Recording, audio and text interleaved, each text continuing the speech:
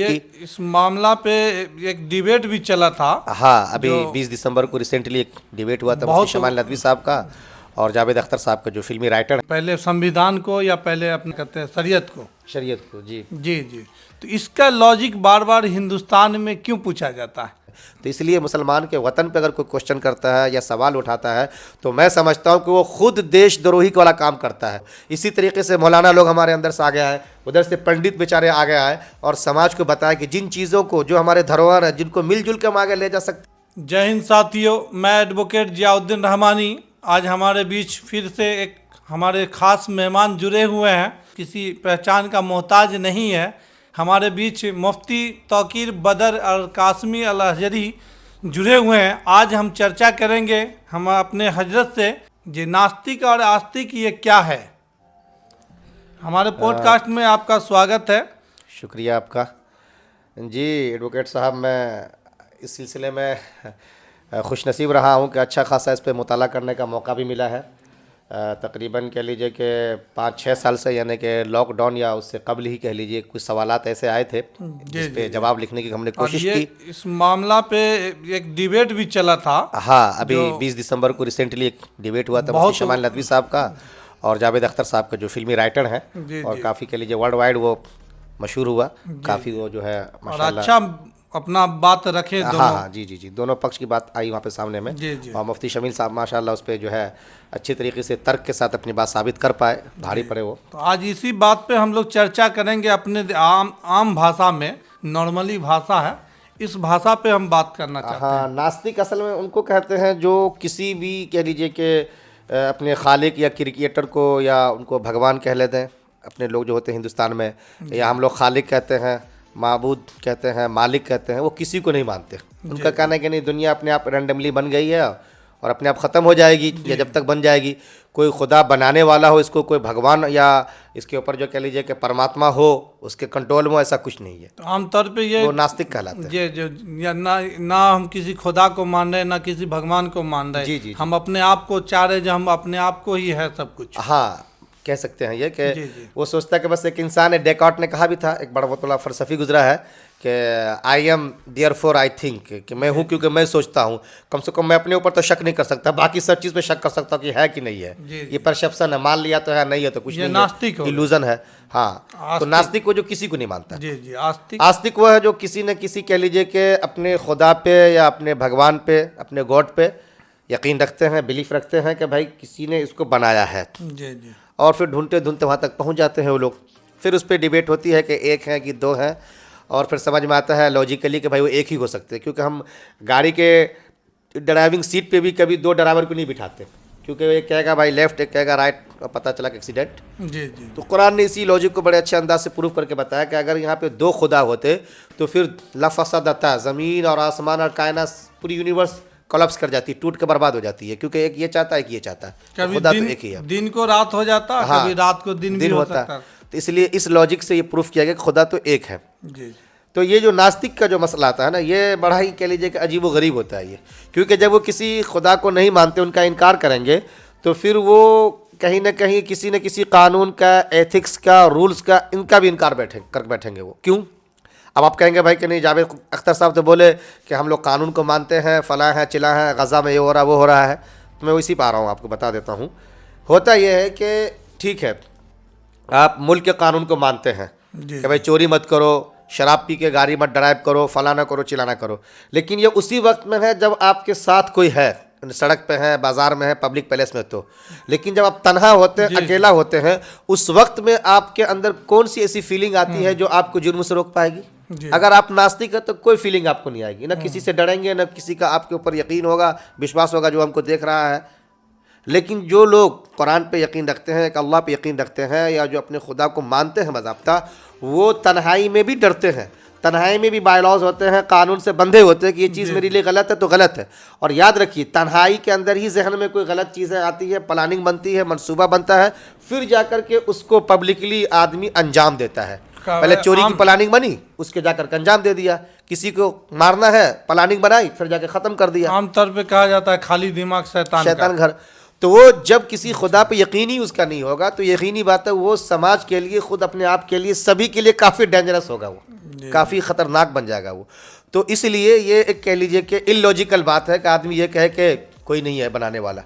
भाई ये अगर माइक अगर है तो यकीनी बात है इस माइक का बनाने वाला कोई रहा होगा डिज़ाइनर ना। जी जी। इसी तरीके से ये लैपटॉप आपका रखा हुआ तो कोई ना कोई तो लैपटॉप का बनाया होगा ना। ये जितनी भी चीज़ें यहाँ पे कोई ना कोई इसका बनाने वाला है, और जब वहाँ तक पहुँचते तो मिल जाता है कि फला कंपनी के फला इंजीनियर ने इसको बनाया है। तो ये पूरी कायनात, पूरी दुनिया जिसके अंदर आप जाकर देखेंगे, साइंस में एक बात आती है बाज़ाब्ता, fine tuning of the universe. इस कायनात की बड़ी ज़बरदस्त तरीके से प्रिसाइजली डिज़ाइन किया गया है।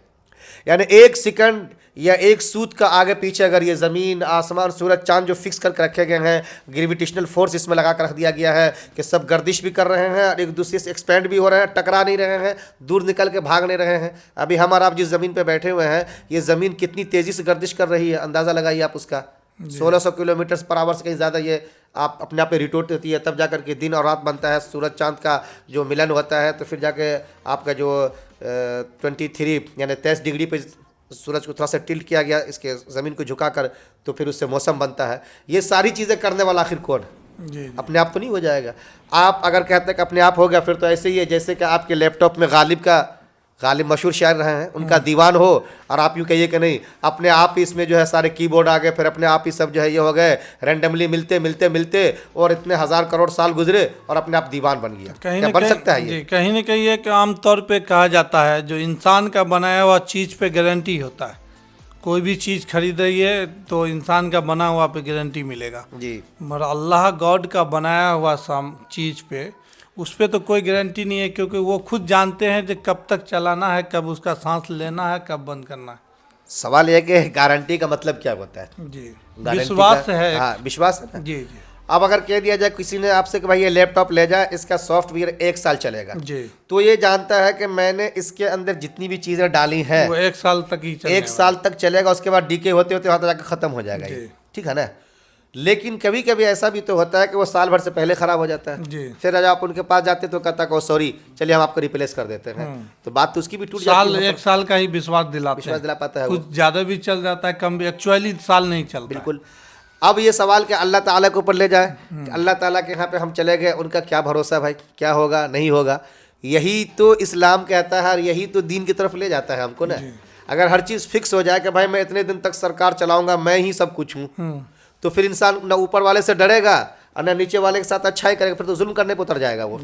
हर घड़ी ये डर लगा रहना कि भाई मेरा लगाम उनके हाथ में है, मेरी लगाम उनके हाथ में, कभी भी वो खींच सकते हैं और मेरी सांस की डोर टूट सकती है, मैं वहाँ पहुँच सकता हूँ। अभी पिरामिड्स पे बात चल रही थी तो उसमें यही ना हमने कहा कि उस ज़माने में सोचते थे कि भाई एक दूसरी दुनिया है, उसमें सारा कुछ ले चलो, जेवरात है, हथियार है, पैसे हैं, बर्तन है और तख्त है, लेकिन क्या सब आज यूँ रखी हुई है, आदमी चला गया वो।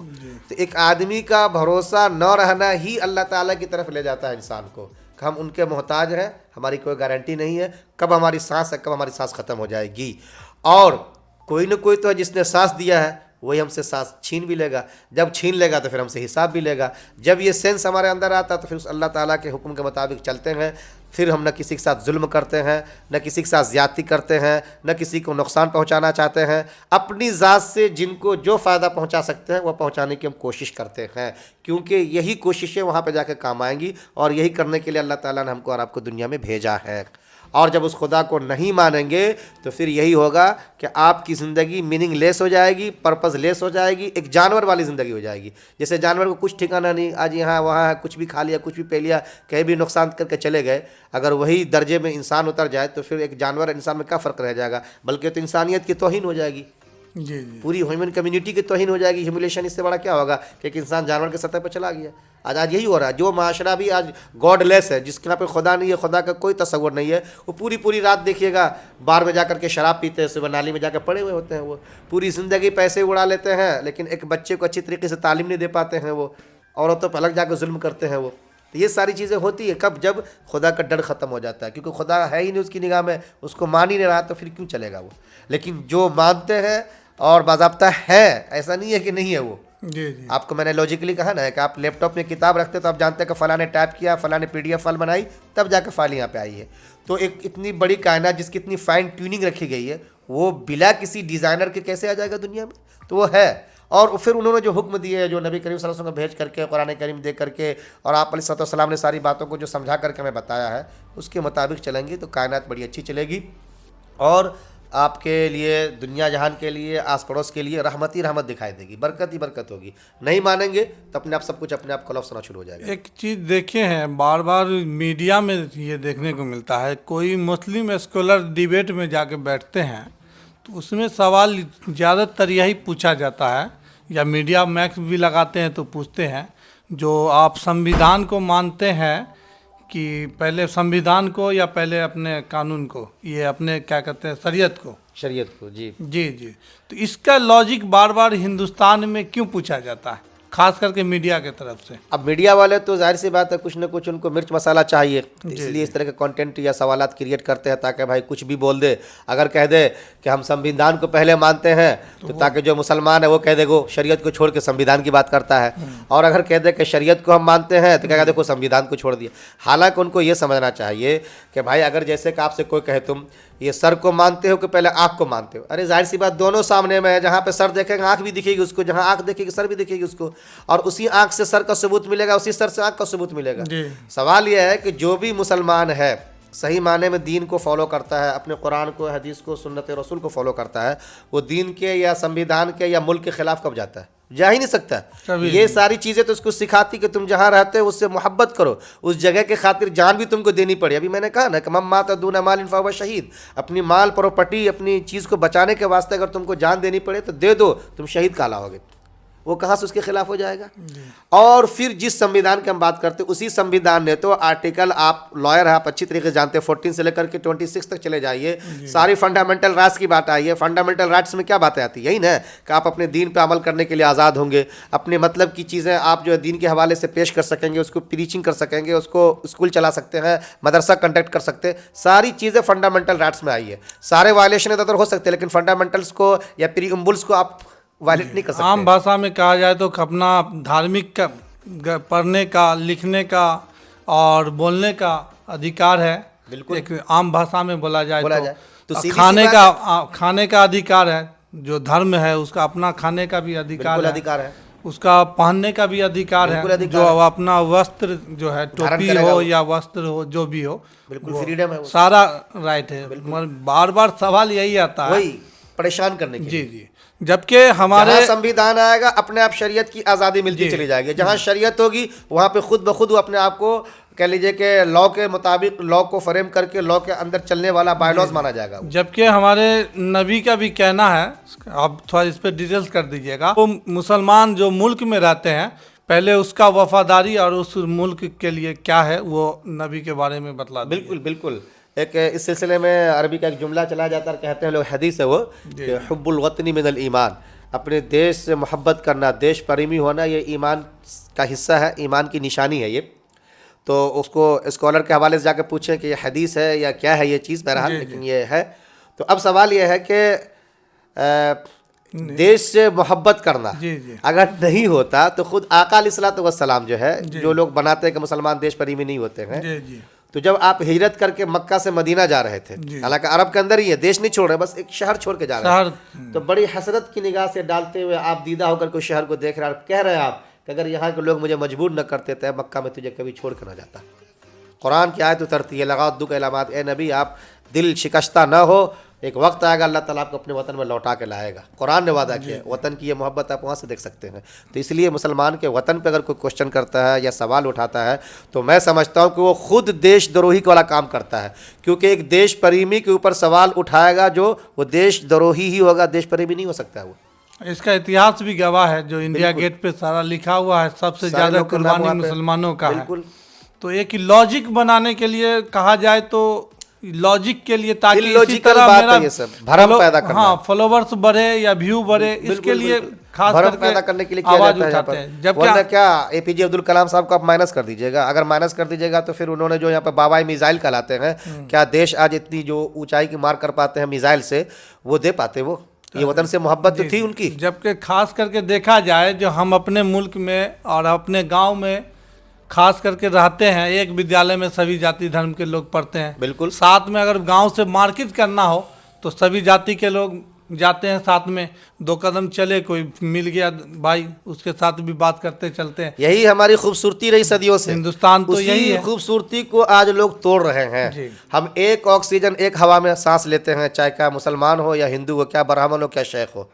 एक ही रोड पे चल के हम जाते हैं बाज़ाब्ता, क्या वहाँ पे हिंदू क्या मुसलमान, एक ही बस के अंदर एक ही ट्रेन के अंदर सदियों से ट्रेवल करते आ रहे, ट्रेवल करते और ये रहेंगे। बुझने वाले जो है हमारे हिंदुस्तान के भाई जो है जी। सभी समझते हैं जो यहाँ कोई दिक्कत नहीं है, बिल्कुल नहीं है। वो अपना व्यू बढ़ाने के लिए इसे करते हैं। बिल्कुल बिल्कुल भी बनाने के लिए ऐसा करते हैं। और वो इनके अंदर देखिए इंसानियत होगी, कहीं ना कहीं उनके अंदर ज़मीर होगा।